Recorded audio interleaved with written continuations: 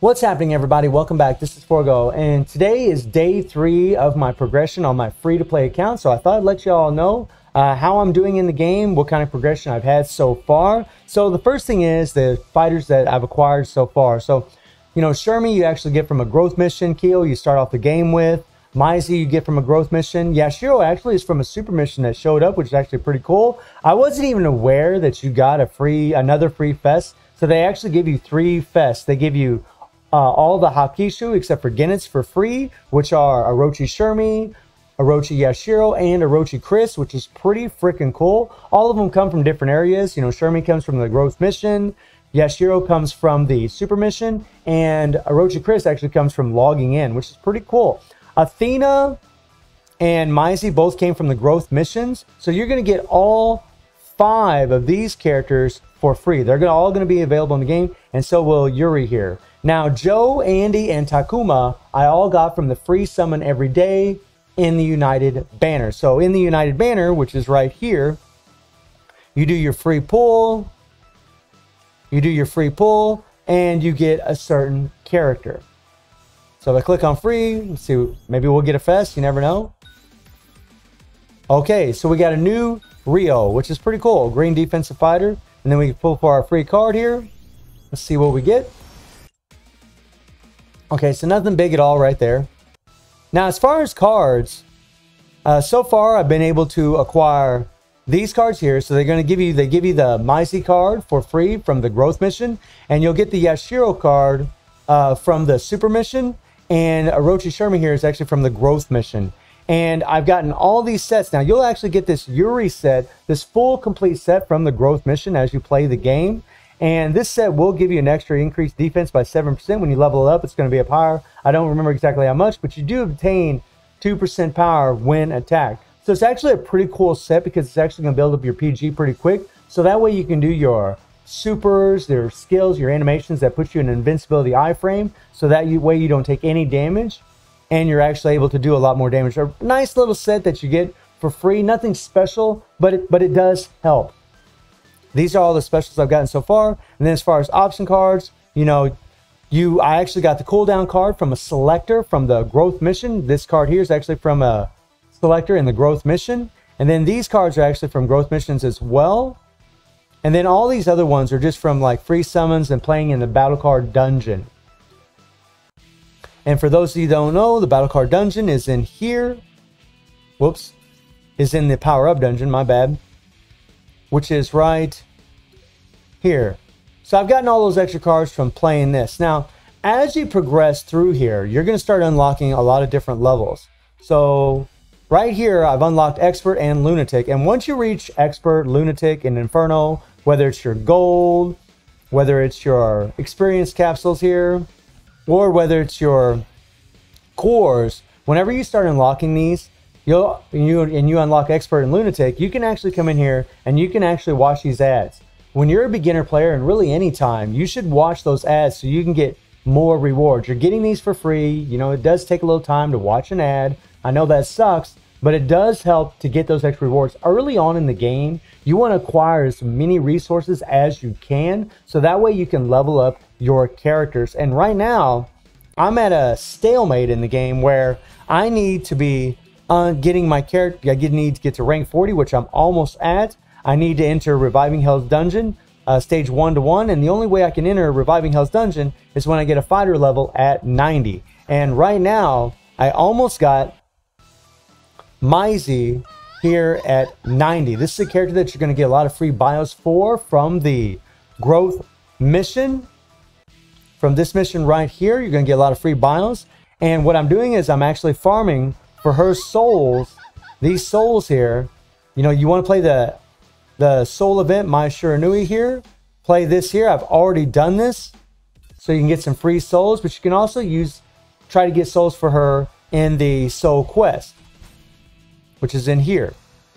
Now, what I'm doing right now is I'm actually trying to build Shermie up. Shermie, you want to build her because you want to use her later on for the event here. Now, this is going to change in another 5 days to a Shazura event where you need shock damage, and Shermie is an absolute god.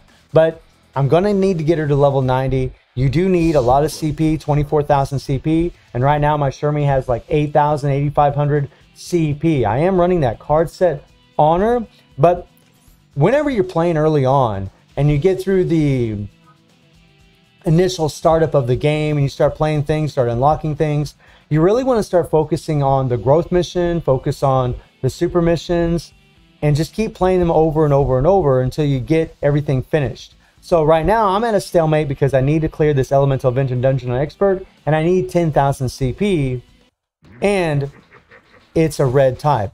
So I need a blue fighter. So I might end up leveling up Yashiro for this. However, maybe I'll just keep farming and farming resources, wait another 5 days, and then it's going to change to a different color. I don't know exactly which color it's going to change to, but more than likely it's going to make it easier for me to get it done. And I'll have my character at level 90. I'll have my Shiranui at level 90, and I'll have my Shermie leveled up a little bit more to where maybe hopefully I can clear the elemental, clear that event. And in the super mission, they're going to give you a bunch of souls for Yashiro, which is actually really great. And they're going to give you an option card selector. You get one of these actually from the growth mission, and I would highly recommend that you pick cooldown cards. Now, so far, I've actually picked, let's see if I can find it here. Come on, where are you at? Where are you at? Where are you at? I've actually picked this card right here. I picked one of these. You could pick one of those, or you could pick this card right here. Either one would be good. This is a better card for your defensive characters, but it really doesn't matter. Early on in the game, you just want to have these cooldown cards. So when you get those option cards selectors, these here, make sure you pick cooldown cards. They're going to help you rotate through your skills a whole lot faster. It's going to help you so much more to do more damage over time and really speed up the process as far as helping you out. For your set cards here,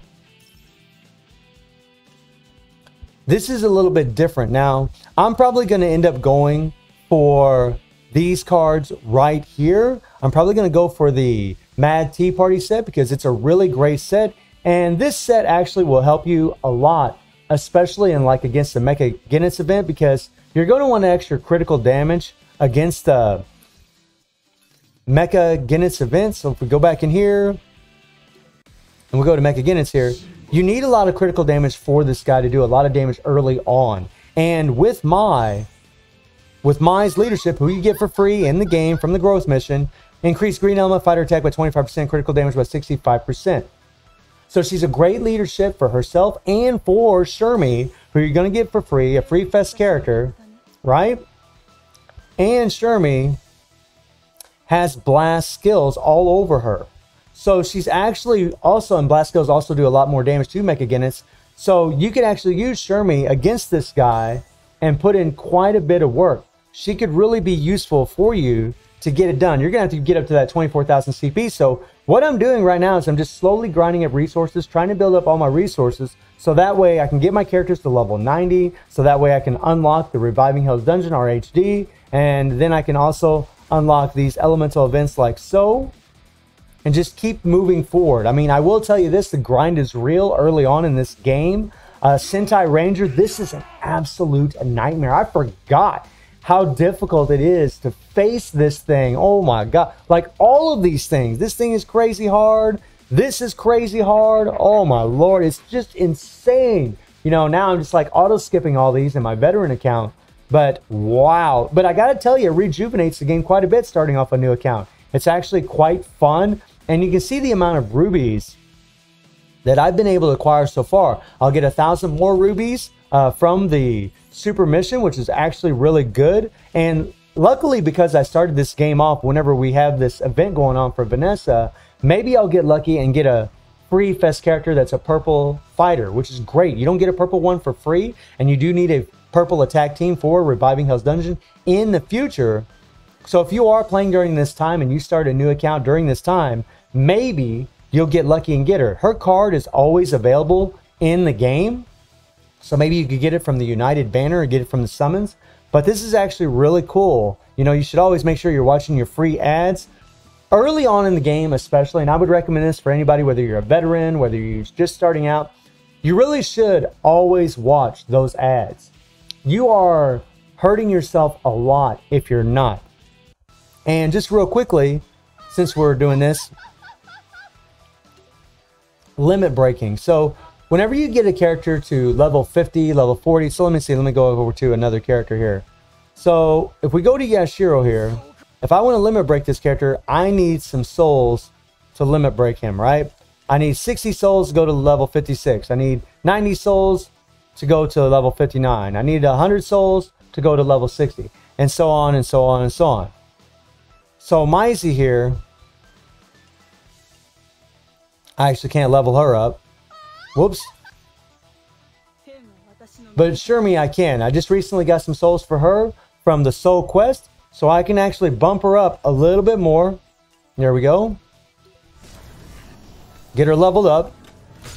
And this is what you're doing. You know, every day I'm going to focus in Soul Quest on my Fest characters, because I know that I'm going to need them eventually. And all you're trying to do is just keep farming and farming and farming and farming and farming. You know, level up your character. So for example, I'm trying to work on Kyo here. So I'd level up his experience right here, right?